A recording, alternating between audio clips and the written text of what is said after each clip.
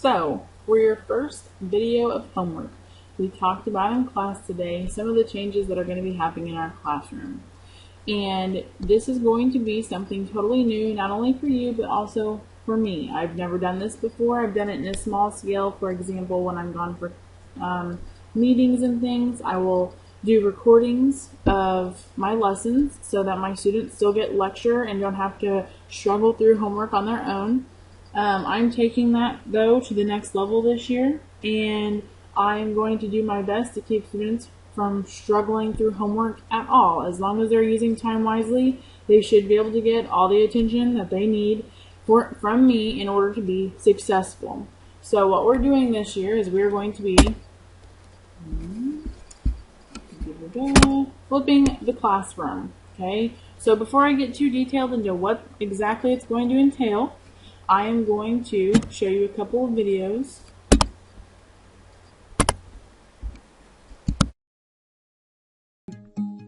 The teacher stands at the front, and the students watch and listen.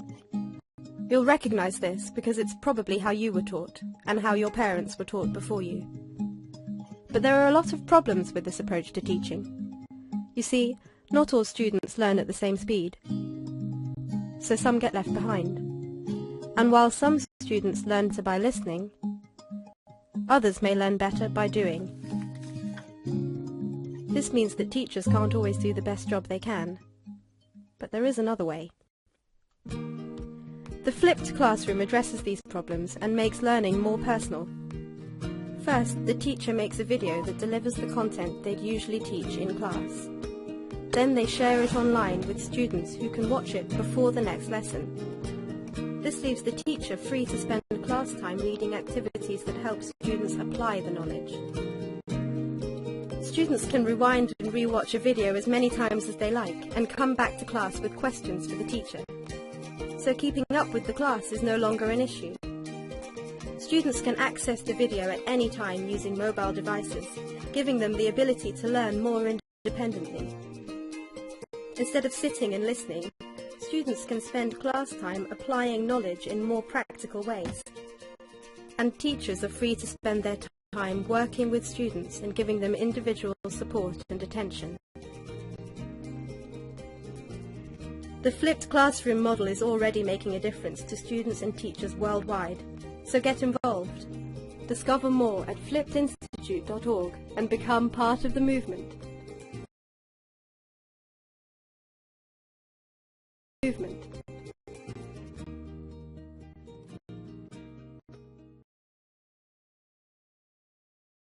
Hi, I'm Julie Schell, and I'm going to provide a 60-second definition of a flipped classroom, aided by a terrific visual from the Center for Teaching and Learning at the University of Texas at Austin. Alright, let's go. The easiest way to define a flipped classroom is to think about it in contrast to a traditional class.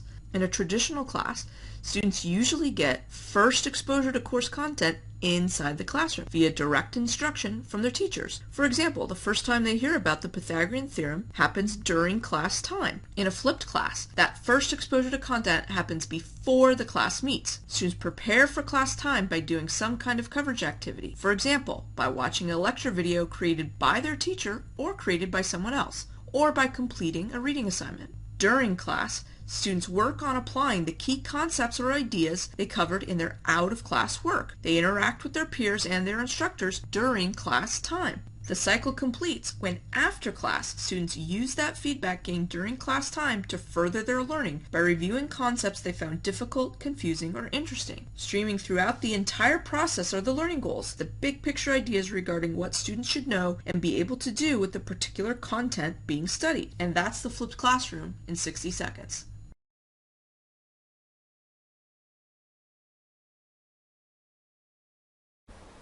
Okay, so now that you have a little bit of an idea of what the flipped classroom is known as to others, what it's going to mean for us is that you're going to go home every night and you're going to watch the lecture that you would normally be getting in class. So you're going to go home, watch the lecture, and you will take notes on that lecture. When you come to class the next day, we will have some sort of in-class activity. It could be homework out of the textbook. It could be a hands-on activity. It could be a group activity, a partner activity, something that's going to go with the things that you learned the night before on the video. And the best part about it is, in class, if you're someone who wouldn't normally raise your hand and say, hey, Mrs. Dotson, I didn't get that, you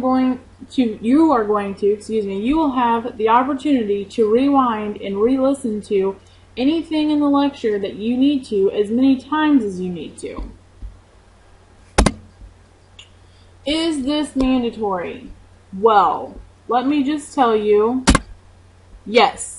Yes, it is mandatory. There is no if, and, or but about it. I am putting in a lot of time on my own to make this possible for you, and it's going to be a learning experience for all of us. Not just you, also myself included, because I haven't done this before, so we're going to have to work together. Things are probably going to change from the way that I think that they should go. We will adapt and figure out what is going to work best for all of us.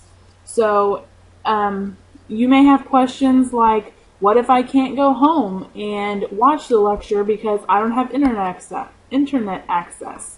Let me just tell you, I have some solutions for you. First of all, if you do not have internet access but you have a computer, you can bring in a jump drive or thumb drive, flash drive, whatever it is that you want to call it, and I will load the lessons that you need to watch once a week or twice a week, it'll depend on time or whatever, for you to go home and plug into your computer that does not have internet access. I also know that there are several of you who maybe don't have internet access, but you probably have some sort of gaming device even if you don't have a computer. Those USBs will plug right into your Xbox, PlayStation, whatever it is that you have. Say you have some sort of an old school PlayStation, Xbox, I don't know, whatever the game is that you have, and it doesn't have the USB ports that your thumb drive can plug into. Well, once again, I have another solution. I'm going to copy multiple copies of DVDs, and they're going to have, for example, lessons 1 through 5, 6 through 10, 11 through 15, etc.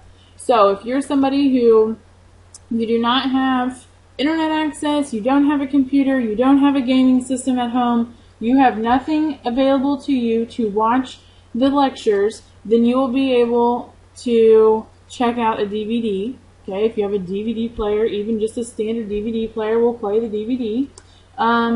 And finally, even if you have none of these things, you have no internet, you have nothing a thumb drive can plug into, you don't have a DVD player or even a TV at home, you have homeroom and advisory time every single day. You have 20 minutes for homeroom and you have 45 minutes for advisory. You need to use your time wisely. If you are one of these people who does not have any of the things available to you at home, then you need to make sure that you are scheduling time or you talk to your advisory teacher. I will be happy to write you a note, talk with that teacher and explain to them that, hey, this kid does need to spend time in the library or needs to have a tablet if we have those available to us, those sorts of things. We have talked about getting tablets for high school and middle school. I don't know if that's officially happened yet as I'm making this video. So another option would be for you to schedule time to come into my class and watch the lecture in class if I have tablets in my room available. If we do have the tablets, it would hopefully also be an option for you to watch the lecture the first 10 minutes of class while everyone else gets started on their homework. That being said, or not their homework, their class assignment, because your homework now is the videos. So you are going to be given the opportunity to not have to go home and sweat through math homework every night like I know some of you have had to do in the past. Now, what if you say to yourself, she's never going to know if I watch the video or not? Oh, let me tell you, you couldn't be more wrong. First of all, you will or will not be able to participate in the class activity. If you've seen the lecture and you've taken notes and you've done what you're supposed to do, then you should be able to get a good start on the activity that we'll be doing in class.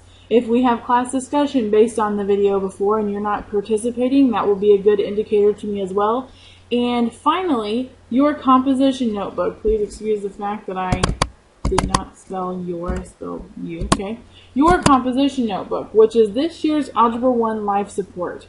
I have toyed with lots of different ideas on exactly how I'm going to use these in my classroom, but the biggest thing is that they're going to be worth points. I haven't decided exactly how many points, but I'm thinking a hefty amount to make sure that you all know how important they are. And when I say a hefty amount, I'm thinking, honestly, a test grade every quarter. So at the end of every quarter, I'll grade everyone's, and if you've done an excellent job of taking notes, you could get 100% on a test for that quarter. Okay, so what your homework is for tonight is I want you to write down ways that you think the flipped classroom will benefit you, and I want you to write down ways that you think you're going to have a hard time adjusting to the flipped classroom. If you don't have any ways that you think you're going to have a hard time adjusting, you think this is definitely the route for you, great. But I need at least 4 things written down total for us to discuss in class tomorrow. So, have a good evening. Enjoy tonight's first round of math homework, and I will see you tomorrow.